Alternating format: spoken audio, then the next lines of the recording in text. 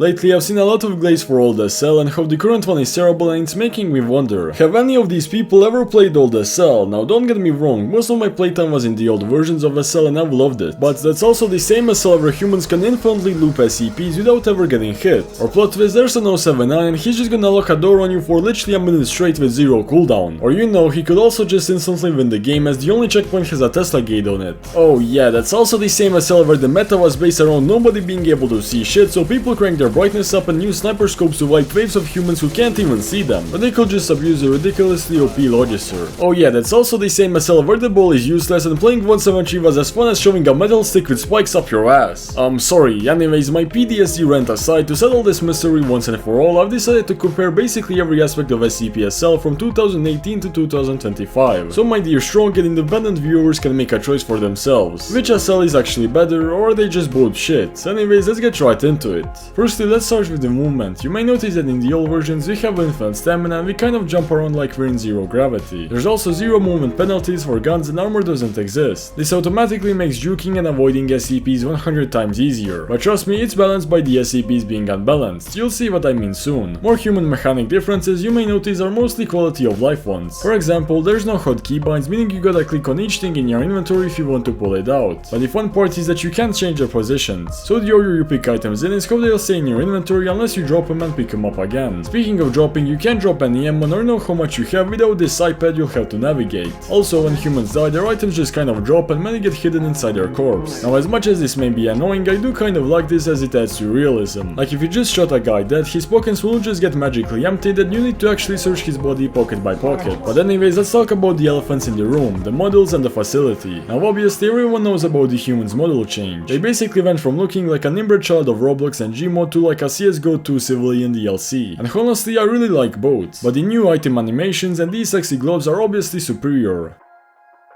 But what about the facility? Well, the surface zone is completely the same except these cool lights that move around.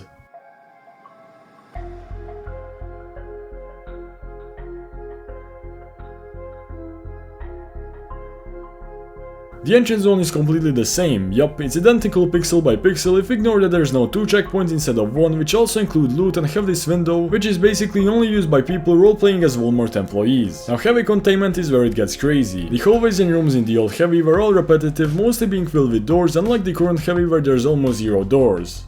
But do doors equal good or bad? Well, honestly, I'm not sure. I'd say it's definitely much more scary to roam a tight repetitive dark maze, but it gets annoying pretty fast when you get used to this style and you realize the gameplay is built around closing 1000 quadrillion bazillion doors in the face of SCPs. Or even worse, if they have an 079, you're the one who's gonna get 100 doors locked in your face because at the time 079 had practically zero cooldown. And now compare this to the current heavy, massive large corridors with pretty decent lighting. Sure, this heavy still has doors and even these big gates, but this is nothing compared to before. Which means sure, the doors can save your life sometimes, but the gameplay isn't focused around them. I would also be pretty wrong to say that the current heavy lacks horror elements, as there's plenty of cool spooky rooms. I just kinda wish the game was more dark and that there was less mega gigantic open rooms, as you kinda get the feeling as if you're on the surface zone. It's also worth mentioning how needed was the change of adding 2 checkpoints and preventing the Tesla gate from spawning right on them. As in the old heavy, you will deadass sometimes get a Tesla gate spawn on the only checkpoint into heavy containment, which was well obviously an automatic victory for the SCP team if they had an SCP-079. If we ignore all of the new rooms that were added, and the fact you don't have to rely on the same 3 rooms to get loot and instead now you can find it all throughout the zone, it's also worth noting that the new room was reworked from a camper heaven to a large cool underground area with multiple elevators.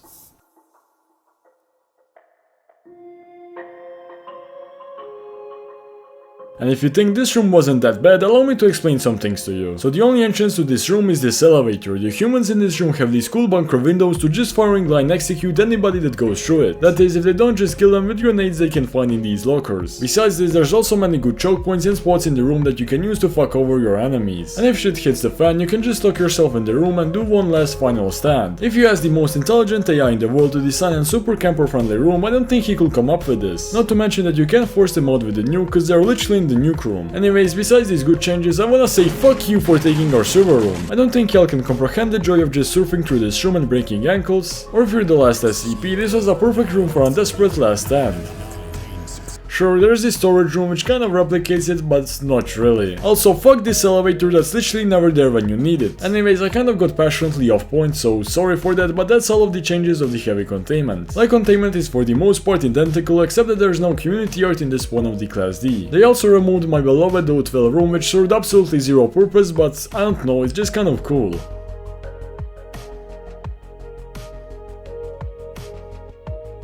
Instead, we have this candy test room which allows you to trap people, so I guess O12's sacrifice wasn't completely in vain. The armory was also changed to just include tables instead of these crates. The playable SCPs themselves have also received many changes, from not only their models, but also to the way their abilities work. 99 was changed into an Amber Predator with a massive booty, which is a big upgrade to its previous mechanics, only being pressing left click and screaming at people. Oh, bitch, boo!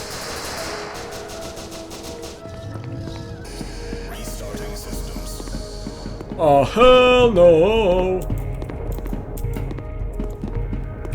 Oh. 049 has lost his one-shot attack, but has finally gained some speed alongside support abilities for his zombies. Zombies themselves sadly lost their T-pose, but can now with corpses to recover HP and can also move faster if they stare at humans long enough. What's the door? Uh-oh! Uh-oh! Uh-oh! Oh, bitch, solo! 196 Godbless can no longer kill people who didn't look at him and has also received some useful abilities.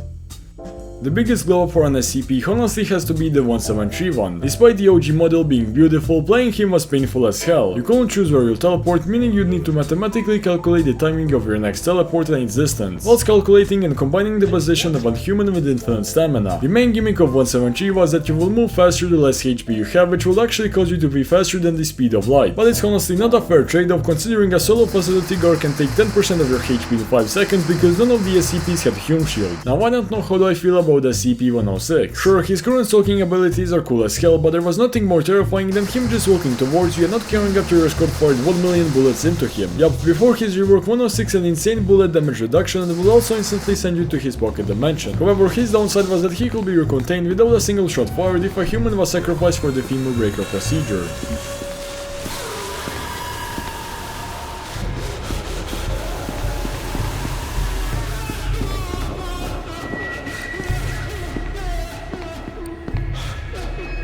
His only ability was placing down a sinkhole he can teleport to, which meant he will basically always leave it at his chamber in case he needs to defend it. So yeah, 106 was basically changed from a Terminator with a weakness to a more versatile Hunter-Stalker build. I'm honestly a massive fan of both and I wish Northwood could somehow combine these two into one, but oh well. And the last but not least we got SCP-079. This guy has gameplay wise remained the same, but his tanks fuck been nerfed a lot. Before he could practically endless lock doors on you, which by the way were everywhere. Not to mention you had no items like the ghost light to counter him, plus he had a whopping 5 generators you needed to activate with this iPad instead of 3 now, which require a keycard. Seasonal SCPs like the skeleton and the flamingo were also introduced, but there's unfortunately not been a single new playable SCP, but it's rumored that one will be added in the next major update. Many of the SCP chambers received cool reworks like the 049 chamber, which isn't a small corridor anymore.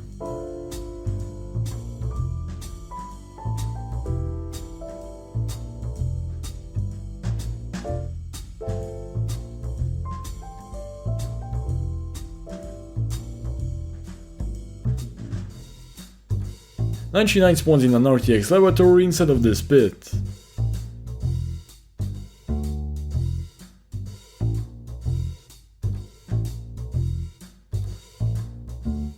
'196 chamber now includes his dead body. Before you could also access 079's chamber without any generators activated, however it was absolutely useless unless you wanted to hide behind 2 big gates. Man, in the middle of recording this video I realized how much I missed the old 106 room with the femur breaker, and I'm pretty sure the parkours aren't patched here, right? There's no way. Yup, you can jump on this button, on these PCs, whatever, onto this shelf, onto here, you can even jump on this camera, and almost here. It's kind of sad you can't connect that, but that will be way too OP. But yeah, you can also climb onto here, onto the fences, and then in a circle again. And this downwards area is so great as well. There's some nice hiding spots here. And like, I don't know, it's a completely useless empty area, but it's just nice. Like, when you will fall, humans will die, but SCPs will just get trapped here.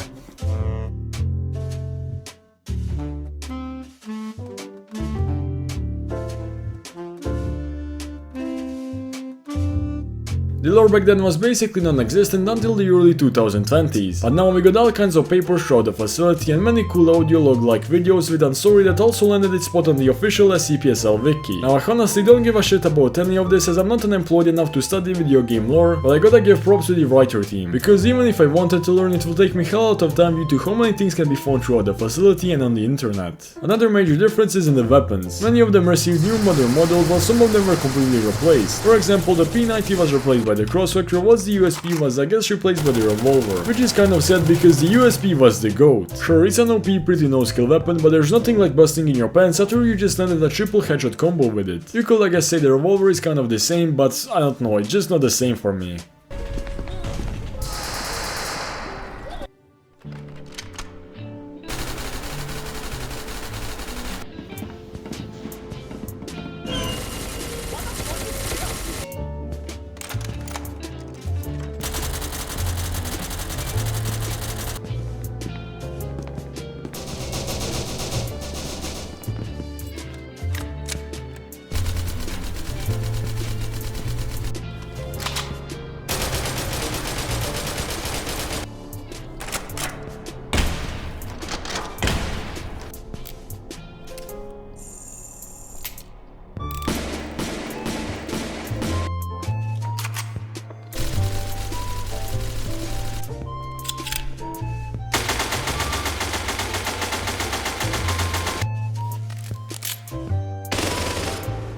Grenades and their effects have also received a change.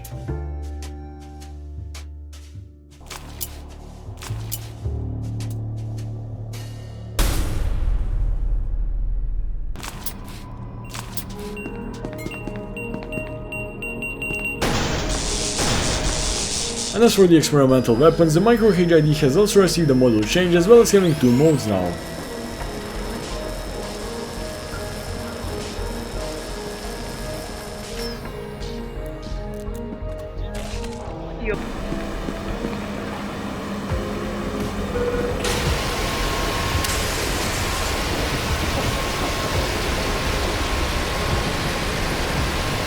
And no, the jailbird and the particle shop here were not a thing until 2021 and 2022. But besides the weapon model and function changes, the combat itself was also changed. Now each gun has its penetration values which will do more or less damage depending how much armor a human has. The guns also had 0 weight or stamina penalties and you could jump and run with literally 0 recoil. Whilst now the combat is more CSGO style with you needing to stay still for greater accuracy and punishing bigger weapons with slower speed. But even with this complete overhaul, the meta has remained the same. Nowadays you just get the best attachments for hip firing and move around like a maniac while shooting your enemies, which is literally the exact same it was a few years ago, except back then it was much easier due to 0 recoil. Sniper scopes were also really dominant back in the day as nobody could see more than 2 rooms ahead of him, and even though this is why the sniper scope is still in my heart, it's nowhere as good as it was before. Also the HP was unfair for anybody besides the Chaos and MTF who had straight up more HP than other humans. Whilst now everybody has equal rights and how much bullets you can take depends purely on your armor and the penetration of the enemy weapons. Speaking of attachments, we finally gotten rid of this annoying ass tablet which was required if you wanted to change your attachments or drop any ammo. Now you can drop ammo and even take ammo out of guns, plus you can also have multiple weapon presets and work on them whilst being stuck in the spectator screen, which is definitely a massive time saver. The ammo was also changed into these boxes, which was a much needed change as the previous ones will just blend into the environment, often were hard to tell apart. UI wise, the spectator icons were changed and now you can also see when you're about to spawn. Speaking of respawning, back then it was randomly decided which team will respawn and it will usually take a random time between 4 to 5 minutes. But now each action of humans impacts which team is more likely to spawn and how fast. AKA, to summarize, with the adding of the ticket system, objective-based gameplay is encouraged and escaping/detaining civilians is rewarded. You can also now set your preferences for SCPs or even choose to never play them. You do this by the way in the new operational guide, which is basically a mini lore/tutorial section which also includes the models in the form of figurines, so that's cool I guess. Oh, also the main menu was changed from a cool dark projector screen into a newspaper page thumbnail. Now about the SCP items, apart from them all getting their textures and animations updated,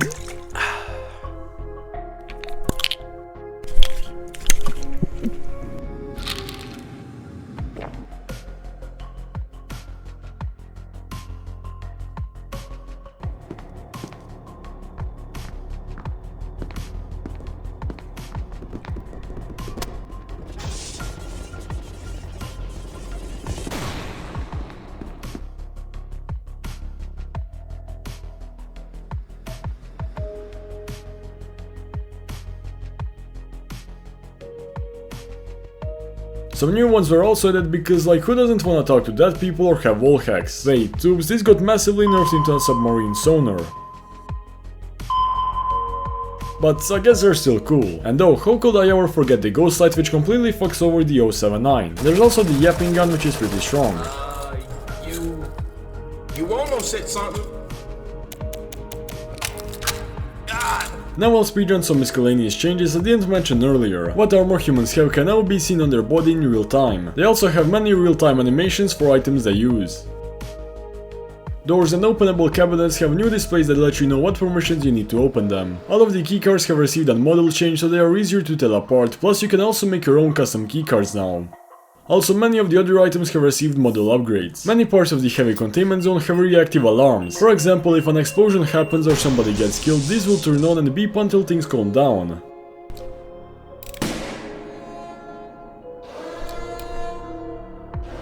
All SCPs now have a Hume shield, which means they can take on solo targets or small groups without the fear of being handicapped by their HP for the rest of the game. The admin panel has been significantly upgraded and now you can spawn NPCs which you can fully control.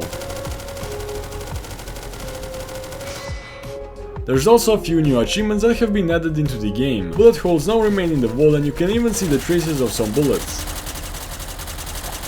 Many door permissions were changed around the map to eliminate camping. You can now play Snake on the Chaos Insurgency keycard. There's probably many more I missed, but there's no point in trying to include every micro change in the video as it will probably make it 15 minutes long. But the last important miscellaneous change is the horror stingers.